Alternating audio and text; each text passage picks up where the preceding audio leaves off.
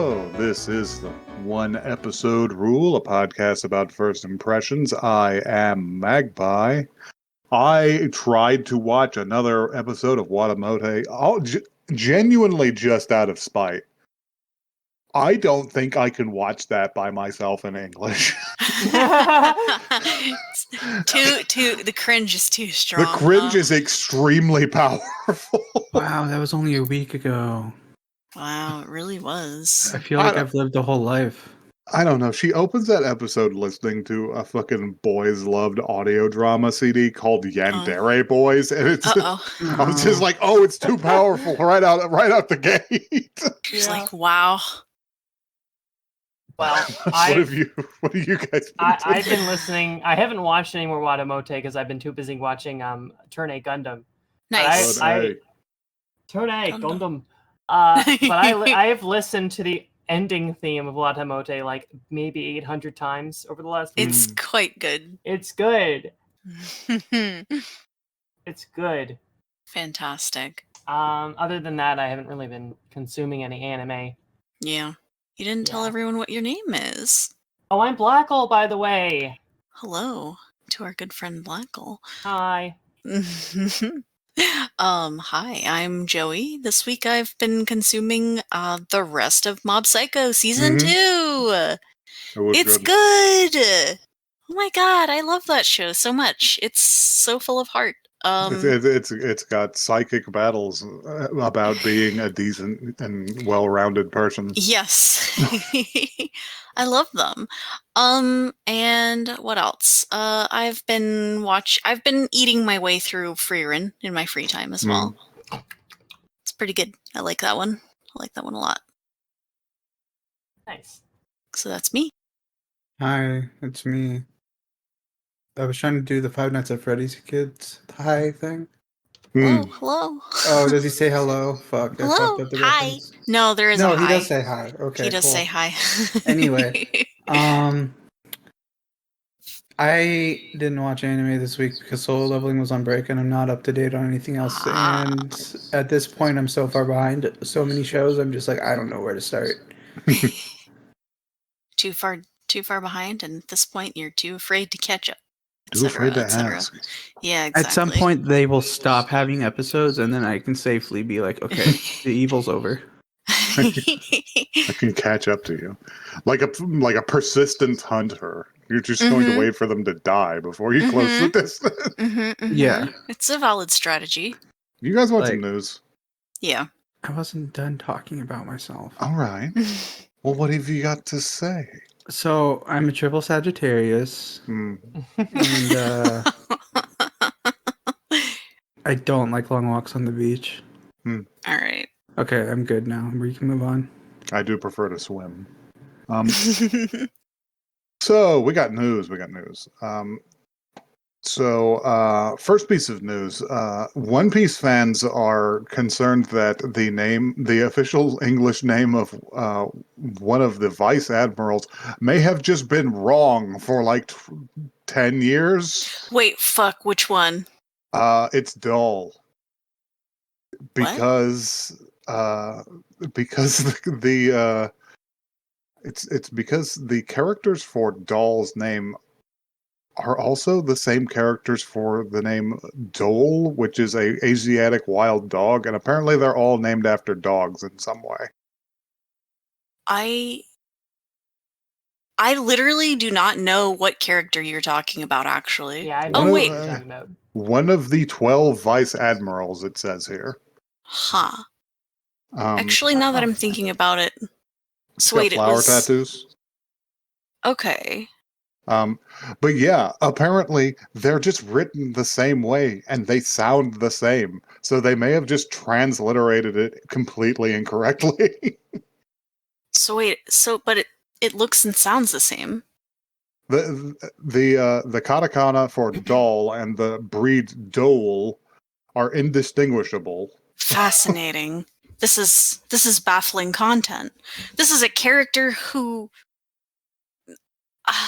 to be fair, probably has 2 minutes screen time. Yeah, to be fair, they only appeared as recently as chapter 1061. I almost said 10,000. Yeah. They're they're becoming more important. So, and people have started examining this and saying, "Hey, what the fuck?" I see. I understand. But on that note, because we've got themes are here. Okay. On that note, Crunchyroll CEO says that they are seriously going to focus on AI generated subtitles because they hate you. Die. And they want to drive fan subbers out of business. And they'll do it with the shittest subtitles you can imagine. And they'll be real pissed when nobody wants to watch them. Wait, hold on. I understand the theme now between this and the story about One Piece. It's that piracy is good. Yeah. That's the theme. That's it. It wasn't about mistranslations. But yeah, naturally, people are taking this news poorly given their previous experience with the Yuzuki family's Four Sons debut episode, which was nigh unintelligible fucking garbage. Uh-huh. Hey, maybe just, like, pay people to do, like, the job that they are, like, that they do. Like, I'm gonna role play an executive for this company. Absolutely not. Also, you have to stop using pirated versions. You will take your slop and you will like it. But please, let us pay. No. Please, give us money. Give us jobs. Please. No, die. Good roleplay. Speaking of publishers behaving poorly, apparently a manga author who does a spin-off of Girls Unpanzer has accused Katakawa of just straight up not telling them that the manga is canceled. Oh. Apparently the author of Girls Pandemonium was no longer going to be available on Comic Walker was when they found out during the announcement post. It was not discussed with them in any way. Terrible. I'm inclined to believe Hajime Yoshida here. Because big companies are awful, but that's a new level of awful. Your shit is canceled, and you only find out when you turn up to work to make more of it. Yeah, that's rough. He's basically stating here is just like, I wish I had just stayed making doujins. I might still be making comics then. Aw, that's really fucking sad. And finally, some good news. They're making a whole bunch of Elden Ring shit. Whoa. The Elden, along with the news of Shadow of the Erdtree, the actual video game shit, they also announced, hey, they're making a webtoon. Yes. They're making a serious version of the webtoon to go alongside Road to the Erdtree, which was a really funny comedy version yes. of an Elden Ring manga. And I saw somewhere else that let's see, who's releasing Katakawa again is releasing a novel called "See You at the Grace After Work," which is a great way to examine this because it is two coworkers getting to know each other because they realize they're both obsessed with Elden Ring and they want to co-op it. So and lots that of coworker wrote Dungeon Meshi. Lots continue. of the world we would be living in a much different fucking world if Ryoko Kui was obsessed with Elden Ring rather than Baldur's Gate. That's a much different comic. Listen, we could live in that world. You never know. Anyway, most of us know what's coming up because one of our friends won't stop bugging us about this. But I believe it was Louis who first wanted to bring it to the podcast, so I will cede the floor. Hi, it's me. Anyway, I'm bringing Metallic Rouge because someone won't shut the fuck up about it. We gotta watch. Multiple people won't shut the fuck up about it at this point. Yep. We gotta rouge it up. We gotta get in there. We gotta rouge the bat. You gotta rouge the bat.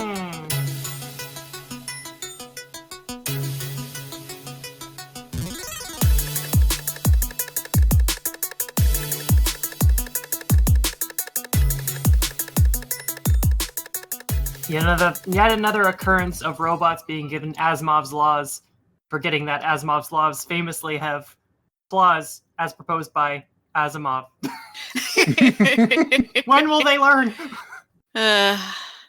Do not create the torment nexus, etc. Exactly. I can't Yeah. believe they misspelled his name too. Asimov is just like, They spell drat. it with a Z. It's just like, I didn't. It's fine. I forgot to put in a law not to make them hot. It's too Darn it. dangerous. It's too late.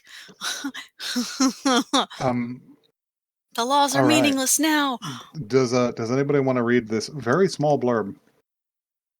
In a world where humans coexist with androids called Neans? Neans, I I think. assume. Neans. I A assume group I was known as the Neans. Immortal Nine rise up against society, tasked with disposing of the revolters. A Nean named Rouge Red Star, oh my god, Warriors Cat reference, Fuck aka yeah. Metal Rouge, and investigator Naomi Orthman head to Mars to track them down. ... But first, Rouge wants some chocolate. Why did I? Why That's did I? it, that's the show. Y'all were going off about Warrior Cats, and I just fucking imagined it as fucking Rouge Hellstar, fucking Junji Ito shit again. It's fine. This is fine. So yeah, it was a little confusing at first, but we'll get through it. So we open on in the sky, in the skies of Mars. Mm-hmm. Mars looks pretty good, Yeah. to be It honest. seems Yeah. fine. This is clearly the post Elon Mars. Yeah, But, they've really got it in like niceified.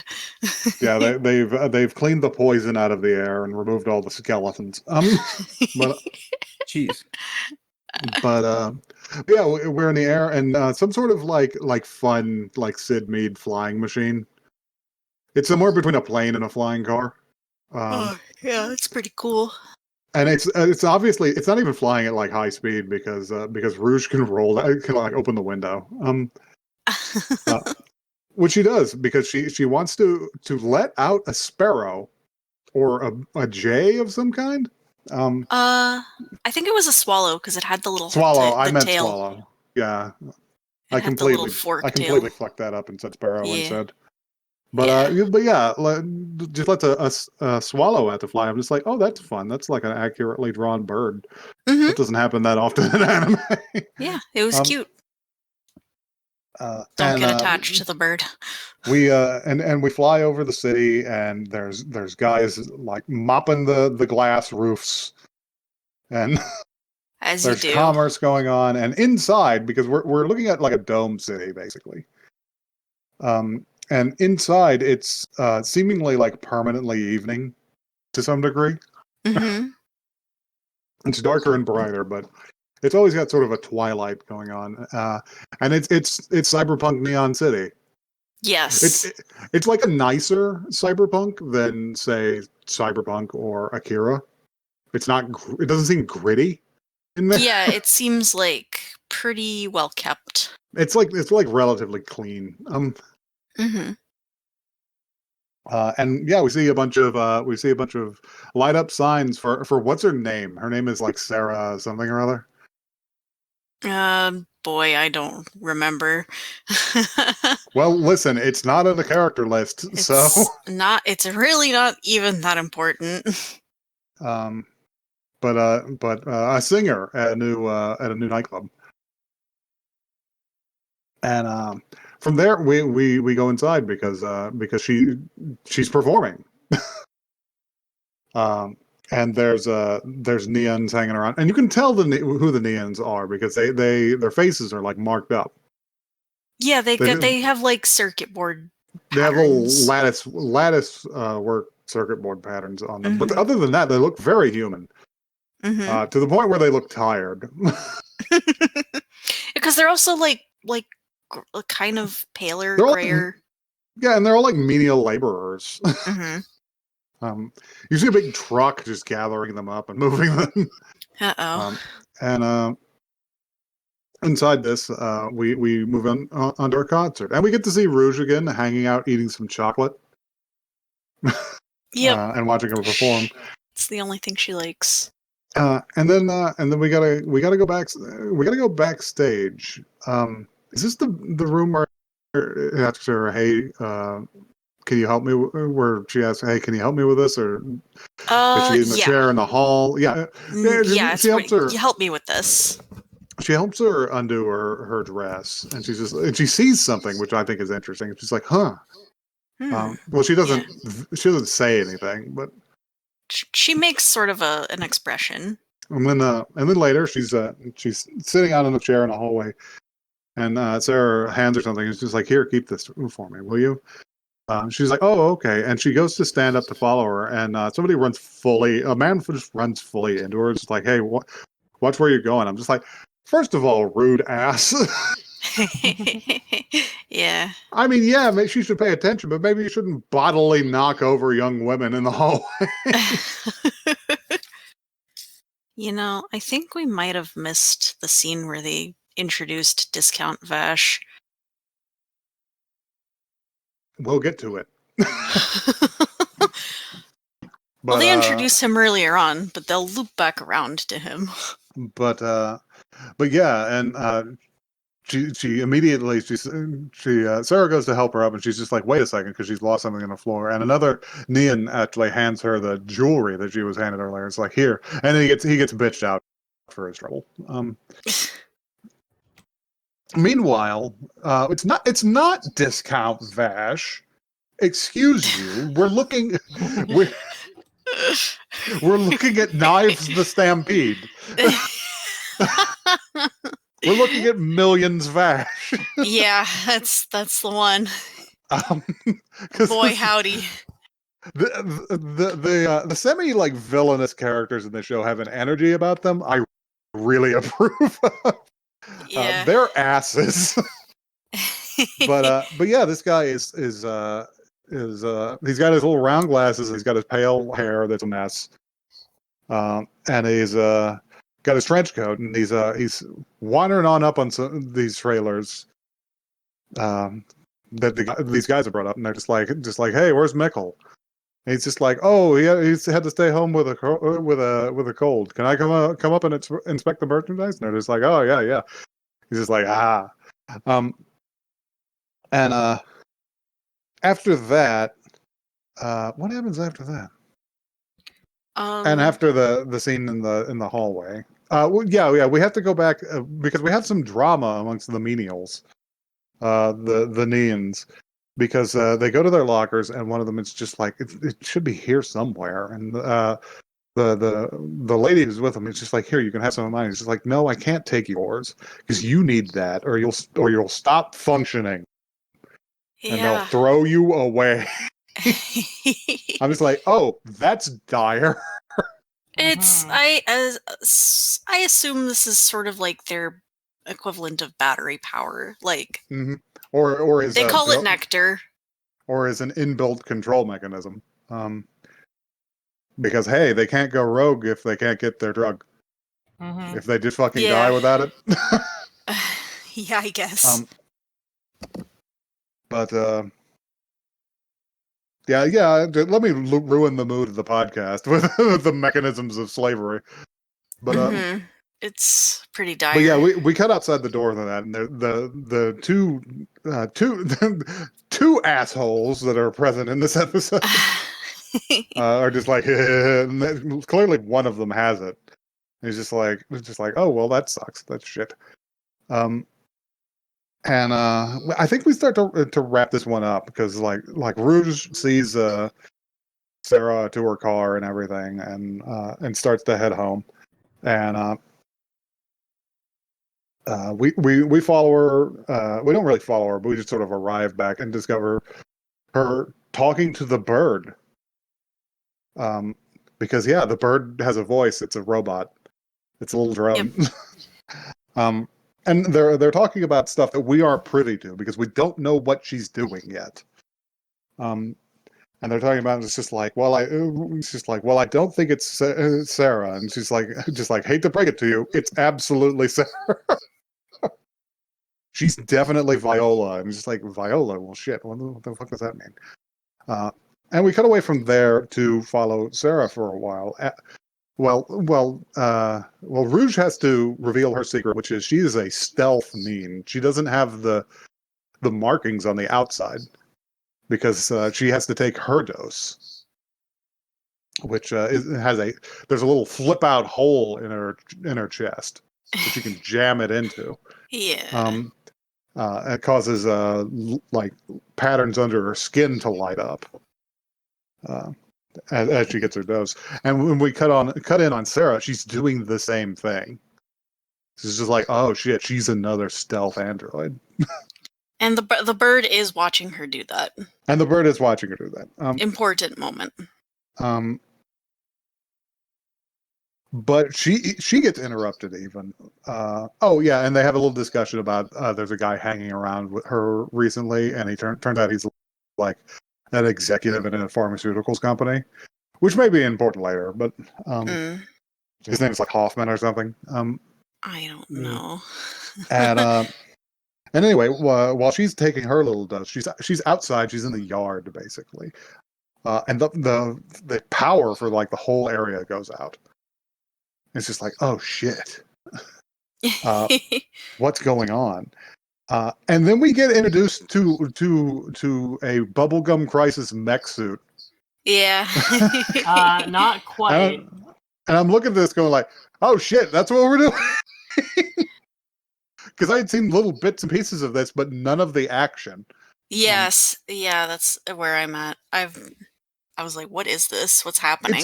It's a really neat design. It's like almost xenomorph. Yeah, a little bit. Like it's kind of scary. it's recognizably mecha. It's got a really interesting color scheme. It's like a very nice like contrasting color scheme of like bright crimson armor with like teal glowing parts. It's you know what it reminds me of? It makes me think of Warframes actually a little bit. Oh yeah. Yeah, it's a bit of a harder a Warframe with harder edges.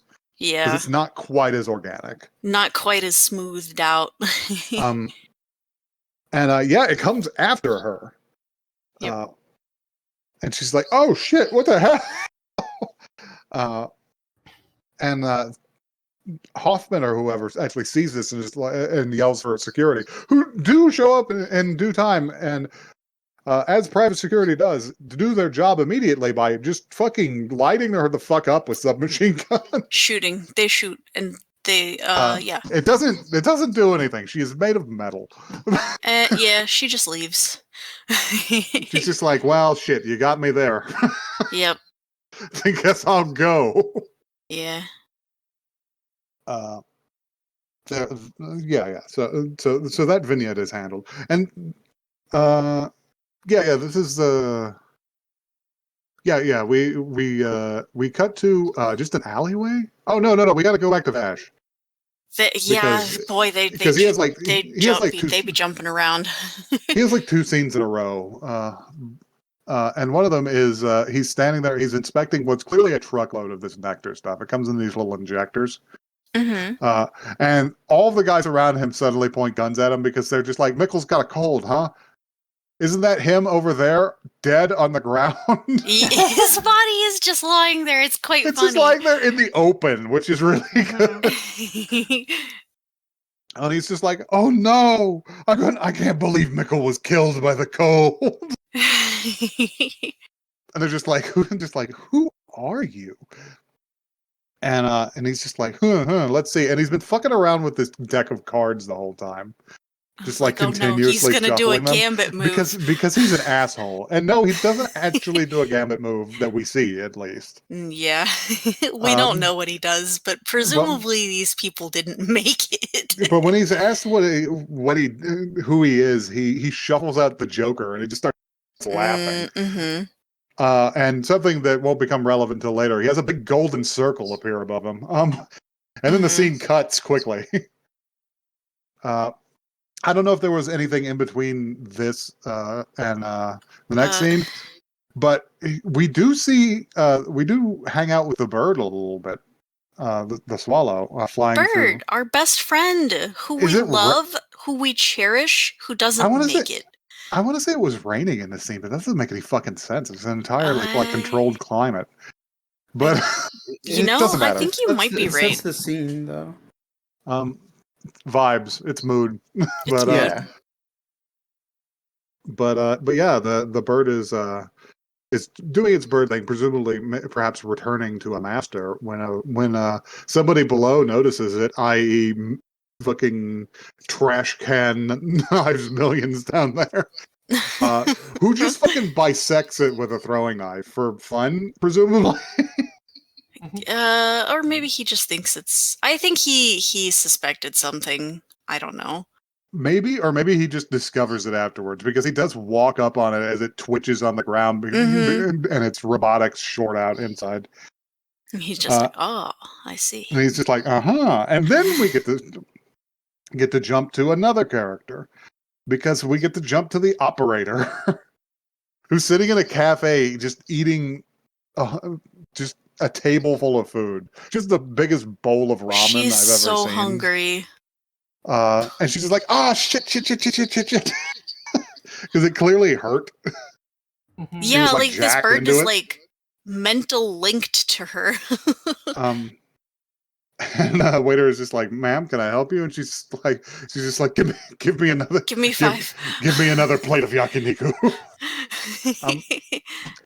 And she's watching the TV, which is showing an incident report about the Red Gladiator that we saw earlier, because apparently the Red Gladiator was involved in a newsworthy incident where they fucking trashed the place and probably killed a couple of people, it looks like. Yeah, here I go killing again. But the news footage is like fucking corrupted, and they can't fix it because it seems to be emanating from the red mecha itself. It's some sort of like camera like scrambler that hits. It's the thing from Cyberpunk that blurs your face. Yeah, kind of. That they just throw in there to hand wave any concerns about security cameras. And I'm just like, I wonder if that'll be relevant. Maybe. What's our next scene? They jump around way too confession, much. I think. The confessional, maybe. Yeah, in the confessional, because Sarah has some business. She gets a bouquet of flowers and from a Neon servant girl. There's also. No, that's where we're going. But she gets a bouquet of flowers, and the message inside clearly, I forget what exactly it says, but it's clearly a coded message to meet up somewhere. And she goes to a confessional. And the guy on the other side is fucking Trash Vash again. It's our Trash Vash. It's our good buddy, Trash Vash. It's our good buddy, this psychopath. But yeah, they have a conversation that you can't really follow at all because you don't know anything about their personal lives. But you kind of get the idea that they're stuck with an organization that's clearly like kind of falling apart at the edges, because they're accusing each other of leaking information and shit, and they're against a different organization, and they just want to live their lives, or at least Sarah just wants to live her life. She just wants to be a singer. She just wants to sing. But just innocent man. And Knives here is playing faux sympathetic to her, and he's just like, I just want to help you. And he's like, no, you don't, bro. No, you don't. And she's on him to keep up his end of the bargain. And he's just like, well, you better handle your problem. Because there's clearly somebody around you. Has anything been different lately? And she flashes back to picking up Rouge off the street as an assistant, because apparently that's the kind of person she is. She saw her sitting on a dumpster in the rain and held out her umbrella over her and took her on as an assistant. And it's just like, aw. She's just like, oh, it's her. Um, and then we cut back to that same cafe where Rouge sits down across from the girl from earlier, whose name is Naomi, and she's just like, why did you call me out here? Who are you? No, wait, that's not right. That's not right. That scene comes a little later. The scene that precedes that is the guy from earlier who couldn't get his nectar. Oh yeah. He does. He's in a bad way, and he approaches the assholes from earlier. And he's just like, "Please, do you have it? You got to give it back to me." He's just like, "What are you, drunk? Leave me alone." I'm not gonna and make it. And he's just clutching onto their lapels. He's like, "Please." And all his fucking lines flash red, and he collapses to the floor, clearly in agony, and fucking dies. He doesn't make it. And the show immediately sets the tone for how nice society is to live in now, because he doesn't move, he doesn't change poses, but suddenly he's out on the street being scooped up by a garbage like collector. A dump truck. Yeah. It's like, what the fuck? It's just like, oh, that's no good. Let's just scoop him right up and throw him out. And Rouge witnesses that, and Naomi comes up behind her. Is just like, wow, that's some shit, ain't it? She's like, who are you? And she just goes, tweet, tweet. I don't understand like, how she doesn't know who that is. I guess this is their first time meeting? Yeah. Like in person, probably. Yeah. Just seems weird. I don't know. But, yeah, and then they go back to the cafe because if Naomi doesn't consume 500 calories every 10 minutes, she's going to die. Yeah. Not gonna survive the night. I do like that Rouge thought she was just talking to an actual just talking bird. Mm-hmm. Yeah, it's a talking bird, you know. It's a talking bird, as you do. They do a bit here, which is pretty funny, where Rouge just repeatedly just says, "Who could have believed somebody like you was behind the talking bird?" And then there's just silence, and she just says, "Who could have believed someone like you was behind the talking bird?" And they get together to discuss business, and the business is, hey, it's definitely Sarah. You got to get Sarah. She's Viola, the Viola of Purgatory, one of the Immortal Nine. Yeah, the name was surprisingly metal. Mm-hmm.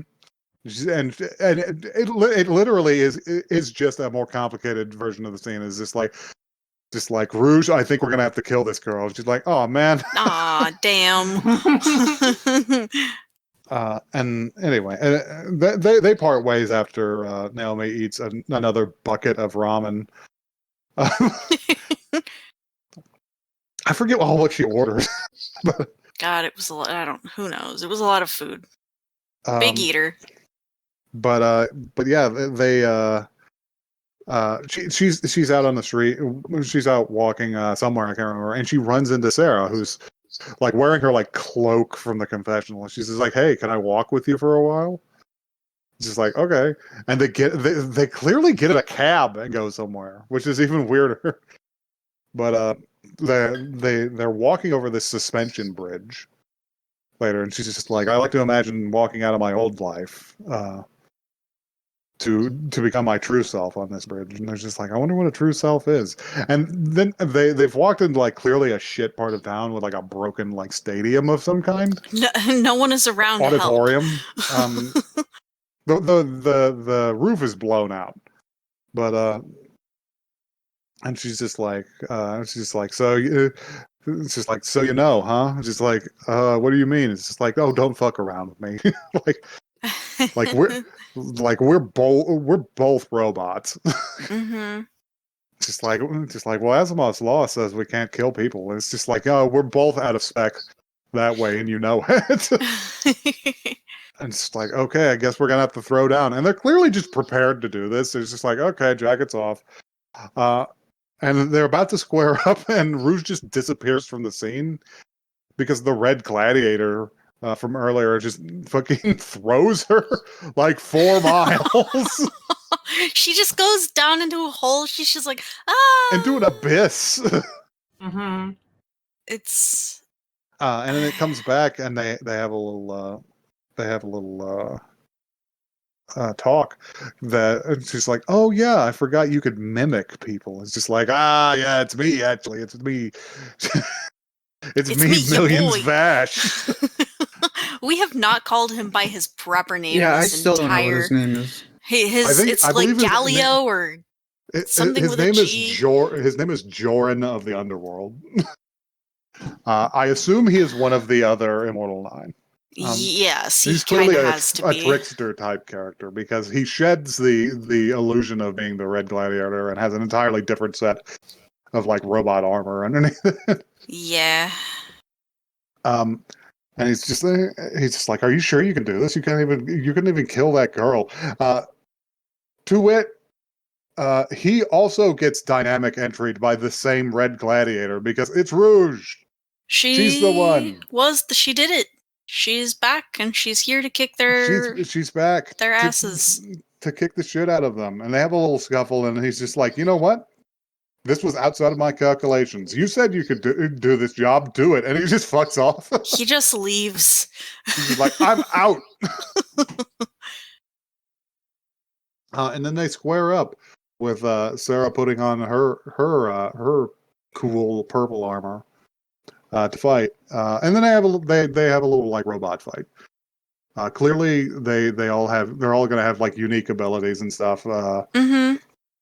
Viola's ability appears to be able to detach her arms at the ends of like energy whips, and they have like monofilament or high frequency blades on her wrists that she attacks with.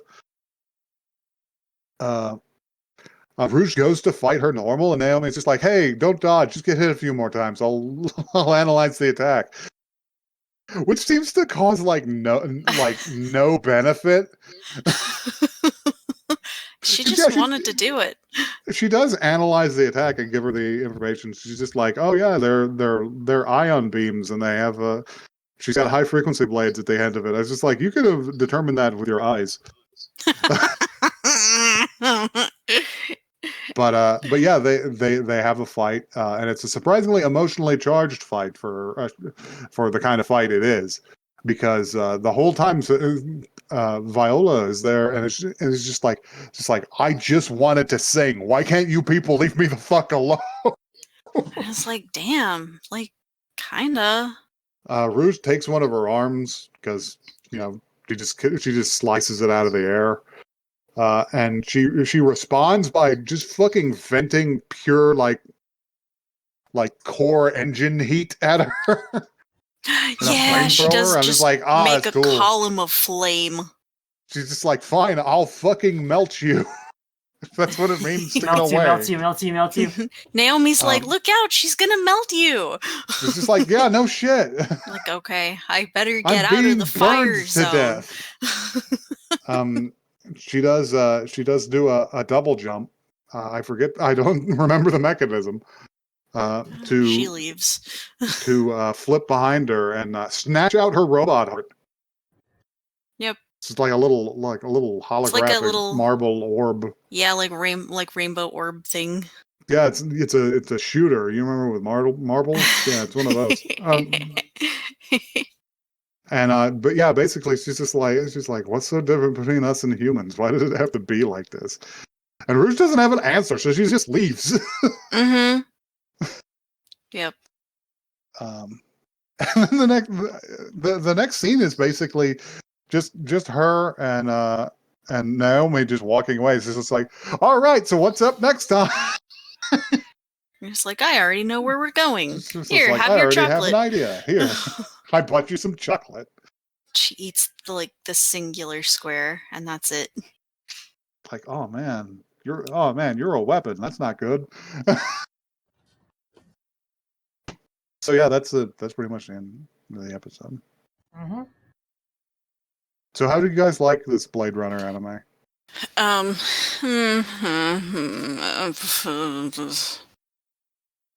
This Kinda is I where I liked it. have to say that I wasn't. I don't know.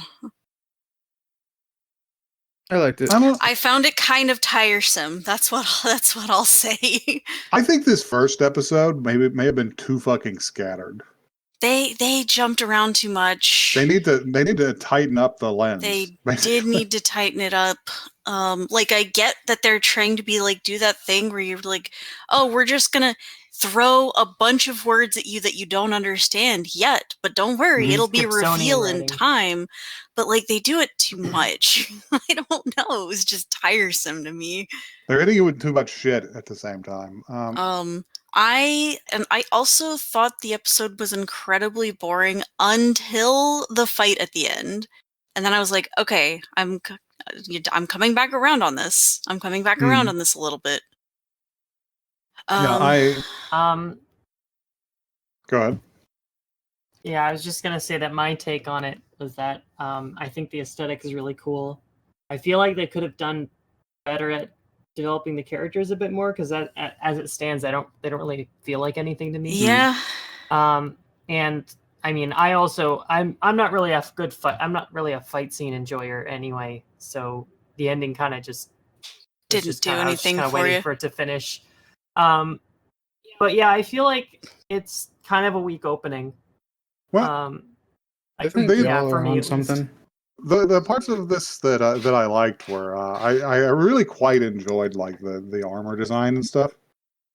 All that was pretty fucking good. Like the aesthetic, pretty good. I like it. Yeah, exactly. And I did like The animation was excellent too. the animation was quite good. I like the character design in general, pretty good. Like Rouge is good, Naomi's good. Everybody's armor is good. The design, yeah, I did like the designs pretty well. Dime Store Vash is hilarious. Fucking trash He's Vash. he's I'm gonna just need you to actually like respect this man. but he's I he's got a funny air about him. But yeah, I like the fight at the end because I like Yes. because I like that she had something to say other than "grr, I'll get you." It's just like, please leave me the fuck alone. yeah, like this. The question that is, why are we not leaving them alone? Right. That is the thing that was one of the things that I kind of enjoyed and was intrigued by, but like Rouge feels like the bad guy in this episode. Yeah, she feels like a villain. she just killed someone who was like nice to her and took her in, and we didn't see her do anything bad. Like I suppose it was we don't know. Granted, it was an act from the start, so it's. I mean, like, yeah, but still. Yeah, I'm not too upset about that part. I think the main thing is that I feel like we don't.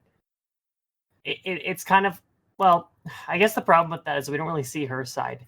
Yeah, because she might be doing it for noble reasons in some capacity. I mean, obviously the show is going to continue. Like the show is going to tell us more things, but yeah, we just don't know at this point. The only thing I got out of this was like the aesthetics and the. It's not hard to evoke like pathos by pulling on my Blade Runner feelings. Sure, I get you. I get you on that. Because you watch that movie and you're just like, they're right. What the fuck? Yeah. My other thing was, this was almost selling Detroit Become Human a little bit, and I was just like, No, you can't allow David Cage to own you like that. Don't do that. No, he doesn't he doesn't own androids. We can't let it be like that. But everyone was doing racism against the androids, and I was like, no, can we? That's what android stories are, and he refused to admit it. So it's not even. It's not like that. It doesn't have to be this way. No, just because he did it bad doesn't ruin the concept. All I'm saying is, this episode seemed like maybe it was doing it not that bad, but not great It- either. I was like, it this is on the nose. I don't know. No, it examined the concept about 10 times better than he did. You didn't Sure. experience that shit. It was bad. No, I I think- get you. I'm just saying, like, I it was a None of the little androids bit looked at the screen and cringe. said, I have a dream. Sure, yes. yeah. I think that the trope of like a robot needing like a certain type of fluid, or some type of people's needing a certain type of fluid that's hard to source. It just makes me think of the Justin Timberlake movie In Time. Pardon Because me? it's just such a heavy-handed. It's just such a heavy-handed like way of depicting like people who are in need in a way that like I feel like you could have a more nuanced view at that. I mean, like I have a medication that I need, or else my bones will turn to dust, and it fucking sucks that I have to like get it refilled and not just be able to go to the store and get it. But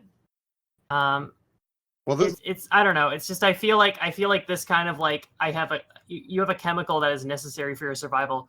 Like, well, that was I ripped feel straight like- out of like Deus Ex.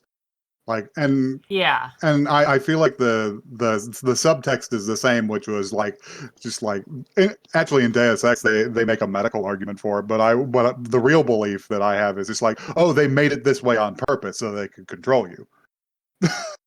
Like if you don't get your dose, you fucking die, so you got to do whatever. And that's what it feels like here. It's just like it's the compliance enabler. Yeah. yeah. It's Which of course is meant to say something about like fucking capitalism and shit. sure. Yeah. I can give it a bit of a pass because and you know what? I'll give it this. I do like the effect, like how it looks when they Oh, use it's it. neat. I think that's cool as hell. Like it's got no I'm here reason to for be that. that way, but it looks good. Yeah, it's great aesthetically. I'm here for that. But yeah, what do you guys think? Would you watch more of this show? I would consider watching more, but I will say that it probably won't be high priority for me. I'm willing to give this show another episode. Yeah. I just want to see where it goes, see if it like capitalizes on anything it lays down. Yeah. So I do thing like is the designs sorry. and the fights. So maybe they'll do something with the story. If y'all hadn't said what you said, this would have been like mid tier for me, like to catch up on. But now, like this is Now top of you're the like, I queue, must immediate defend. priority. Like I must binge this. Oh, how many episodes are yeah, out?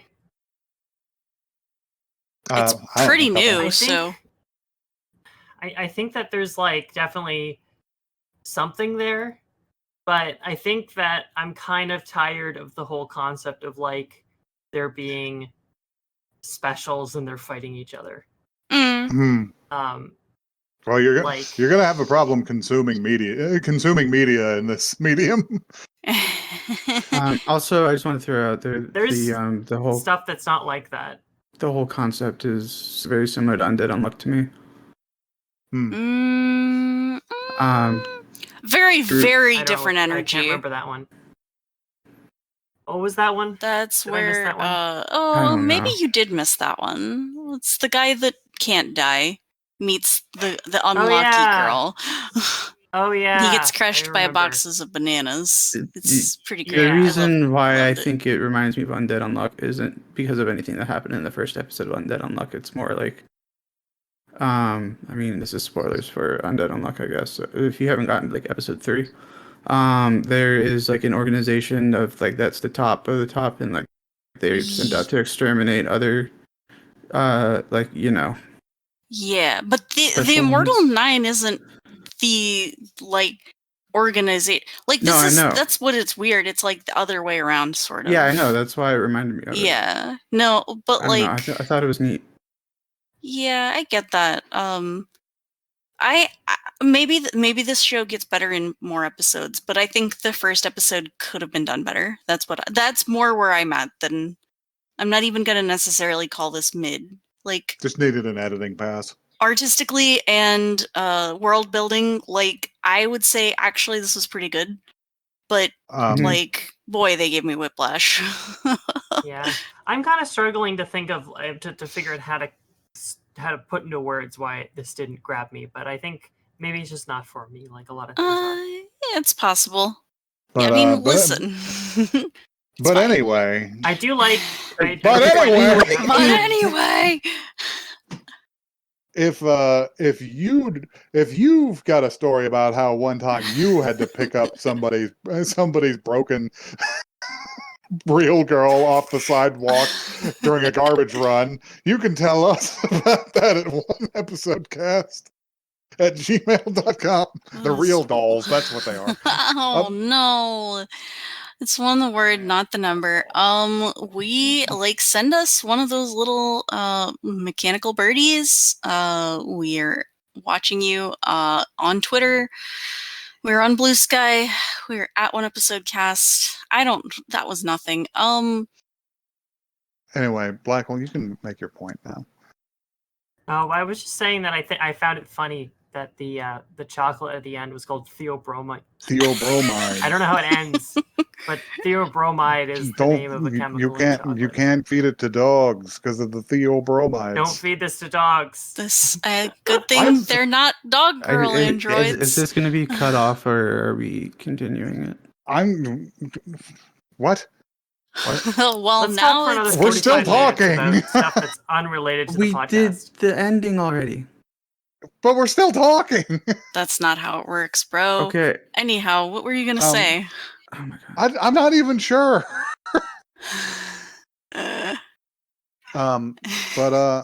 yeah, I'm surprised because I thought this would be Blackwell food. I think maybe that's maybe a surface level analysis for me though.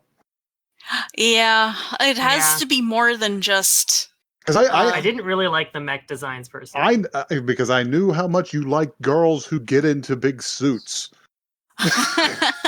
Yeah, but it's like if they just transform, that loses half of it for me. You gotta offer Blackle more than girls in suits. More than a girl in a big mechanical suit. It's gotta be more than just some sci-fi content. Yeah.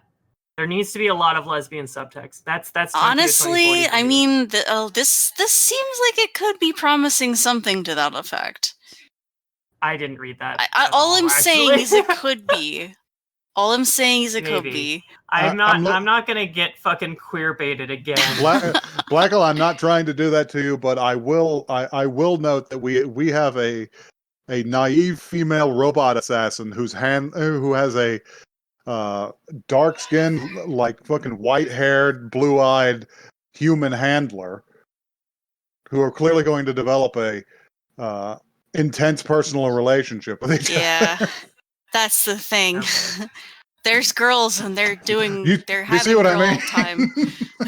Yeah, I mean, at the same time, I'm not really compelled by the character of Rouge.